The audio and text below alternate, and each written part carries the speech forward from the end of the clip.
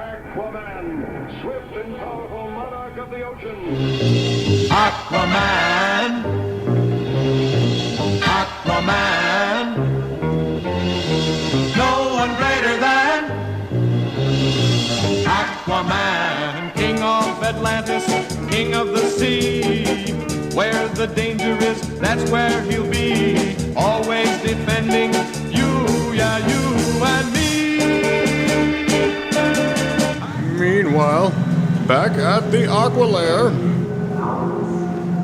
Alright, I got the new plan here that's gonna save Atlantis. Yeah! Go grow a beard.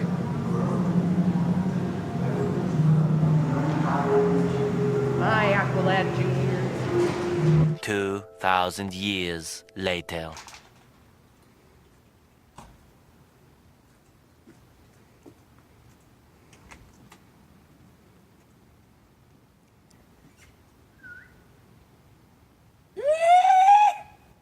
Shut the fuck up! Alright. 5, 4, 3, 2, 1.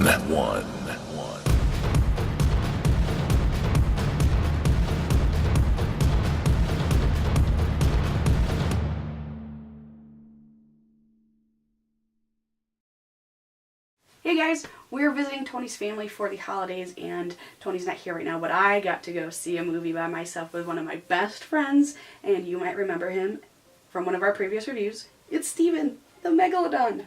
Hey, how you doing? Nice to be back on Watching Movies. I'm so happy you're here, Steven. Thank you.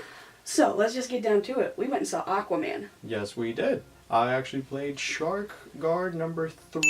Yes, I believe it was number 3. Yes. I actually found work. We did. I'm so proud of you, Steven. Thank you. This is looking bright for us shark folk. But yes, I haven't actually seen the movie till now, and I have a couple thoughts on it. Yeah, so what did you think after seeing the final product from, being there on set to seeing the final product? What did you think? Well, I think this is a new wave for DC. Oh, Steven. Yes, I know. Yes, I kill me, but... Yeah. This is a time for DC to really get their things together, and Aquaman is probably the thing to be, but it's really appealing more for the younger crowd. It does have a cliche kind of story, a predictable one at that, but at the same time I kind of give it some credit because it's something DC wants to do that maybe isn't as dark as Batman v Superman or Suicide Squad, but hey, it's a step in the right direction, I believe. Maybe not the direction we all want, but maybe need. What I really liked seeing was some of those homages to the comic books itself. They got Aquaman to ride a seahorse. Yes, I think Jason Momoa actually did a really good job. Yes, he was the best part of this movie. Yes, if it wasn't for Jason Momoa holding this movie together, I don't know what would. Otherwise, it would really just be a predictable movie for 10-year-olds. Yeah, I totally agree. So how was it actually working with Jason? Is he as buff as he seems in film? Oh yes, he's a brick house. He is an amazingly built man. Still a good friend, still comes out to the ocean. No, he's actually invited me to come over to his house sometime, Oh, I hope he has a big pool. Yeah. Yep, what do you mean? So, what did you think about the Ocean Master? I don't know. Ocean Master, played by Patrick Wilson, really didn't impress me as much. From the trailers, I knew that he wasn't going to be a weak character, and in the movie, yes, he's got some motivation, but I don't know. It didn't really play out to me as well as I thought it would. Yes. Patrick Wilson really just wants to be Batman. The thing that really saved this movie, I believe, is the visual style of it. The color palette, I believe, also lends itself very well. James Wan, director of this movie, who also did Furious 7. I think he did a pretty good job with that. It does, though, feel like a lot of other movies. That's my biggest problem with this one, is that it just felt like it wasn't its own story. It seemed like it was so many different things. Like there was like a scene from Ponyo. There was the biggest thing we heard from other people too was Star Wars. Yes, it seems very Star Wars. It's pretty much Star Wars underwater. A lot of the technology lends itself to being Star Wars. There's even, for God's sake, Patrick Wilson hologram protects himself through water. I mean, like, yeah, we're dealing with a lot of Star Wars edge stuff here.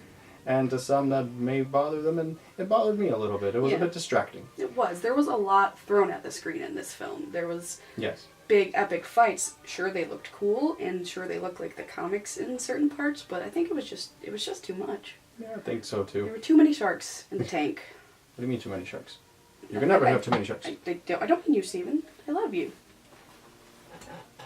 Okay. Well, that's Moving good. on. That's good to know. Moving on. But no, I mean, I do believe that a lot of the CGI was very well played with, but at the end of the day, it only lends itself to a younger crowd. An older crowd really can't. I can't see an older crowd really picking up any big story from Aquaman's adventure here. Yeah, it's something we've seen before. And speaking of a character that was not established as well as we had hoped would be Black Manta. Yes, and he was featured in the trailer and advertising very heavily. But really, if you have unfortunately seen the trailer, you've also seen all of Black Manta's action scenes. It really just happens once, people. Yeah. He fights against Aquaman once without the Black Manta suit and the second time with. Yeah. And both times he gets his ass kicked. I get to be a big kid on the playground and cause trouble, blow things up. Black Manta still has the potential to be a cool character, and he does look pretty badass. But at the same time, his motivation is predictable, and it's something that at the end of the day you're like, well, that's not very strong enough for Aquaman to have an archenemy as Black Manta. Yeah. All in all, I would probably give this movie a 3 out of 5. And the only reason I would is because Jason Momoa is pretty good at the main character. I do like some of the creativeness through the CGI scenes, but at the end of the day, it really is just a movie for little kids. Yeah. Which isn't a bad thing. But, No, it's not. But, I think we just wanted something more. I'm going to agree. I'm going to give it a 3 out of 5 also. And that's because, visually some of the stuff was pretty stunning. I just think at times there was too much of it. Some of the characters were weak. And again, like I said, I just feel like there was too many story elements that were from other movies. And hopefully DC does good with Shazam. Maybe they'll do a little better with Shazam. Yeah, I am looking forward to Shazam. I mean, from the one trailer we've gotten, hopefully we'll get something new. Unfortunately, I won't be in it, but... I'm sorry about that, but it doesn't seem like there's too many sharks in that. Okay. So are we going to go see another movie together? Sure. Let's go. Let's go right now. Oh, cool. Let's go. Yeah. Let's go to another movie. Right after you, Steven. Just needed you for the one movie. Goodbye. Bye, Steve. Well, wait.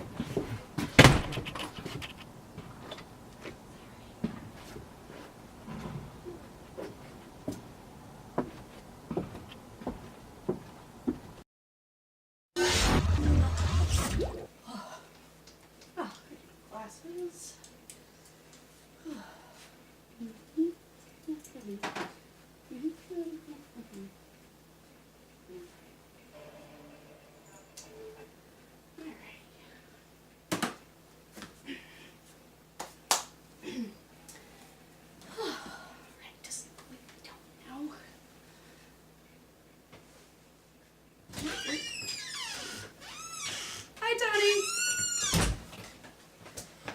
What the hell? What? I got ready for the review. Yeah, you were supposed to be ready at my family's house. Oh. We're supposed to review this with my sister.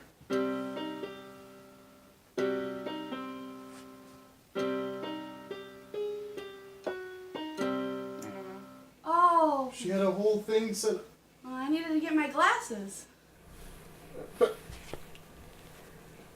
Well, I mean, we're all set up. You wanna just do our review? I have to hitch a ride? Are you kidding me right now? You got here fast. How the heck did you get... Oh my god, okay, look. Let's review Spider-Man. And Bumblebee. We did see that one too, so. So I guess we're doing a double review then? Yeah. Double review. Spider-Man and Bumblebee. What was that? Nothing. You got these little Bumblebee toys at Bumblebee. Well, let's talk about Spider-Man first. Oh, yeah. I Was a had to better pick movie. up the soundtrack too along the way. Why the heck did... Okay, I don't even want to talk about it, but okay, whatever. Talk about it later. Anywho, so we saw Spider-Man Into the Spider-Verse, Yes. and that was a pretty good movie, I believe. Pretty good. It was pretty fantastic, I It was think. probably one of the best animations I've seen out of the year. We've seen Isle of Dogs. We've Mm-hmm. seen Teen Titans Go to the Movies. That was pretty good. Even Ralph Breaks the Internet was alright, but I think that this one takes the cake as far as creativity and using Spider-Man's universe to its full potential. We finally get to see Spider-Man do things and interact with characters in ways that we've always wanted it to go down and stuff. I do like the Sam Raimi movies and things like that, and they do bring up the imagination. Later down the road, they started getting worse with the Amazing Spider-Man, and now his inclusion in the MCU is kind of starting to bring the character a little more life, but this really brought everything to the table, and it gives it potential for the future, probably further than Venom, I think. Oh yeah, this is a whole new side of Spider-Man that I've never seen. Yeah. Get your hair here, little road hat hair. Get away from me. I don't... Sorry. Review the movie. Anyways, yes, Spider-Man. I loved this. I liked seeing Miles Morales. Yeah, this gets into Miles Morales' story. It is an origin story for him, and a really cool one at that, because it involves other Spider-Men and other Spider-Men in their universes, Spider-Women. Spider-Pigs. Spider-Pigs. Spider-Pig does whatever a Spider-Pig does. Different animations. It really lends itself more to 3D. That might be a bit of a nitpick for me, because sometimes the shots kind of do blur, and you can tell it's for a 3D audience and stuff if you're just watching it standard, and that's how we saw it. So that might be a problem, but other than that, you can tell that it took a lot of time to get all the colors and everything like that for Miles Morales, different kinds of Spider-Man, different animations and stuff. It's really good. What did you think of Kingpin as the villain, the main villain of this whole story? I absolutely loved him for the main villain of this. I've never seen him portrayed this way, and in this he's just this big hulky guy, and he's kind of terrifying. And all the villains that are in this dimension are pretty terrifying compared to our universe, what we're used to. Mm-hmm. But all the villains in this were really great. Yeah, because you're looking at it from Miles Morales' universe, and I think this Kingpin really... a lot of people have problems with it, but I think it really showed how big and hulky he was. He kind of reminded me of Cats Don't Dance, the big hulky butler.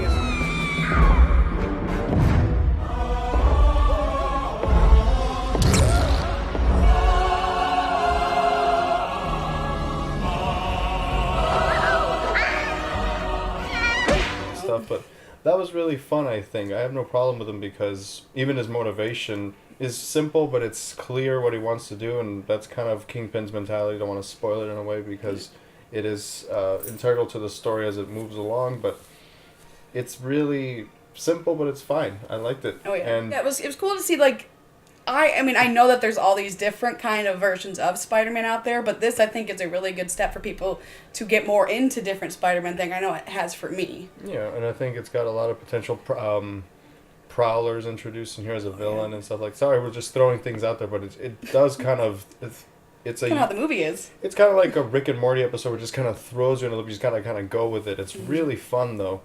And the music in it. Oh, of course. My gosh. The soundtrack I had to pick up along the way, but it's amazing. The truck driver let me listen to it up here and stuff, and yeah, it was great. I recommend the soundtrack. Check that out too. Really brings a lot to the movie and stuff like that, the style.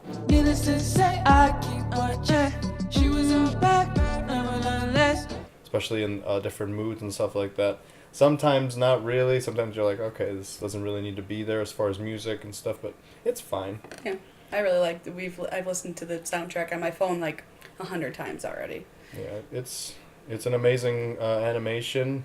Check it out. Get it on Blu-ray when it comes out and stuff. Sure. And download it on digital download when it gets available and stuff. But yeah, I'm gonna give this a 5 out of 5. Yeah, I'm giving it 5 out of 5 also. You just can't not give it a 5 out of 5. It's pretty perfect in every way. Yeah, it's pretty I've never seen a movie really told this way or animated this way in this style, and I think that's what makes it so unique and one of the best films of this year, I think. Yeah, I really liked it. It's definitely up there with one of my Spider-Man films. I think maybe 2 and 1 maybe are up there, but they're more nostalgic as far as the times and everything, but this is really one of the best structured Spider-Man films. It blew Homecoming out of the water. I think I like it way more than Homecoming. Mm-hmm. So yeah, check this one out for sure if you already haven't. Definitely one for the holiday season. But now we're going to talk about another movie. Yeah, it wasn't so as good. Change it up a little bit here. It might. That's fitting. That's fitting with the whole car thing. Cars. Let me tell you something, son. A driver don't pick the car. The car pick the driver. We are now talking about Bumblebee. We did see this early at an early screening, but we decided to kind of just review it with this now and stuff. We did get these little complimentary bumblebees at the door. That was nice. I still can't figure out how to get it all the way. Thank you, Hasbro. Yeah. That was awesome. I have a very own Bumblebee now. The movie is a prequel to Transformers 2007, and it's supposed to take place before everything, but that also confuses me because a lot of the plot lines from that are kind of shifted around or even kind of ignored. But putting that aside, it's just trying to focus on Bumblebee coming down to Earth because problems on Cybertron and, the Great War that pretty much destroys Cybertron, and that's why the Transformers go into hiding. So Bumblebee's looking for a planet to inhabit so the Transformers could be safe, and he finds Earth. He's sent to Earth. Optimus sends him, yeah. And that's when he finds the main chick in our movie here. Forgot her name. Well, no, he technically first crashes down, and this movie just starts off with action, and then here's John freaking Cena.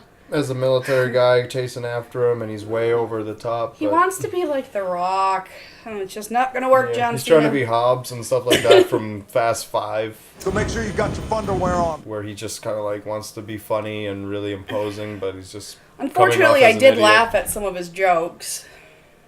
Yeah, he was funny, but at the same time, he was kind of a goof. This movie works really as an origin story from Bumblebee and stuff as far as what happened to his story, but I don't like that because Bumblebee is supposed to be a really smart character, and we never get to really see that and stuff like that. We see him always as a scared character, and we get to see him only for like 5 minutes in this movie. It should have been like maybe at the end he lost his voice at this movie, but it's at the very beginning. Yeah. And that's what I don't like about it, because I want to see Bumblebee kind of do the things he was doing on Cybertron. He was kicking some ass, but then once he loses his voice and stuff like that, because of these Decepticons, they really fuck him up, and then he just becomes this very scared alien robot. It's kind of like a lost little puppy, and it's... Which is fine. He's got to find, he's got to find his courage, and that's what this movie works as. Kind of like for a kid, it works more as a kid's movie because he's got to find his courage again. He's got to become strong, and the girl's like, I believe in you, B, and blah blah blah.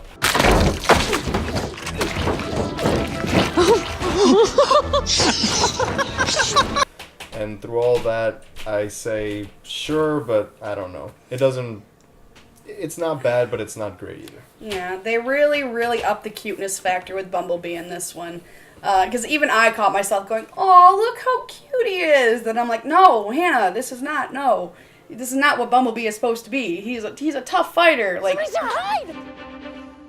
You serious? That's what I have to give this movie. The visuals were great. Yeah. Travis Knight, and even though Michael Bay was involved in it, because we saw the credits and stuff, he's still involved.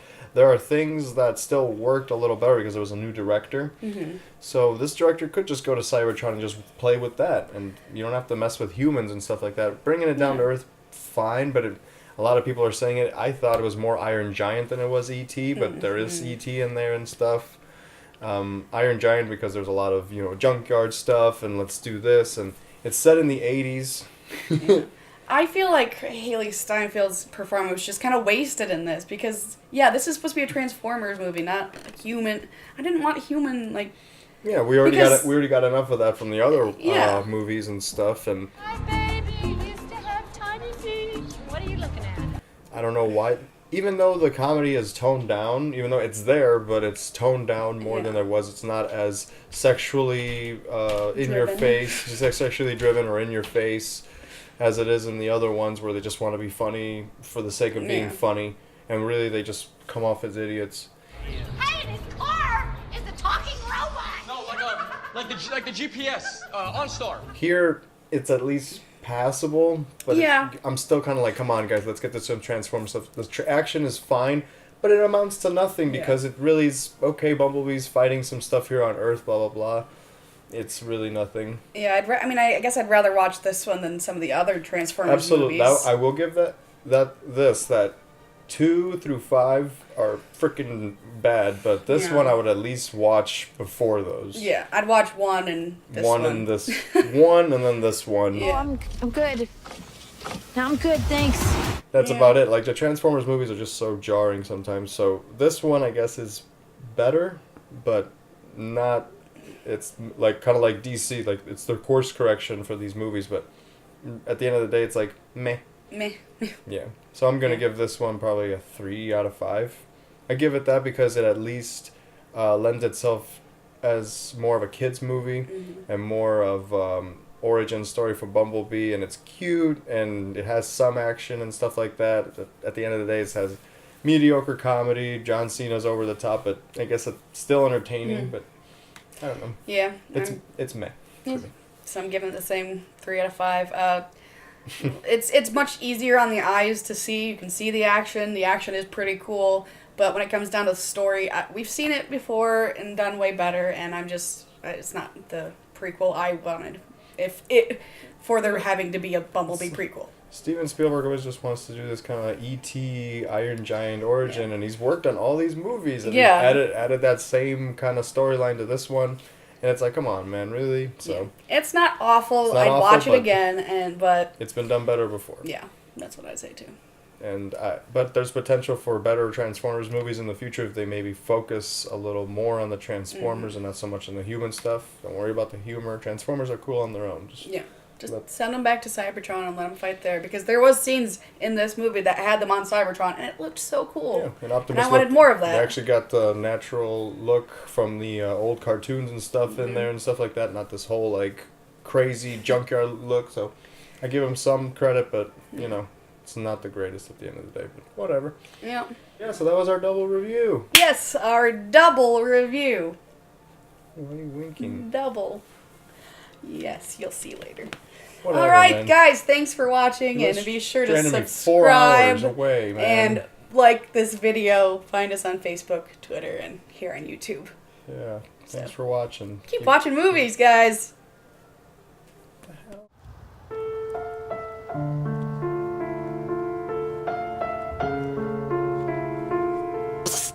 Hey, Steven! Over here! Yeah, you, come here! Me? Yeah, you! What other shark am I talking to? You wanna come join us? You won't believe what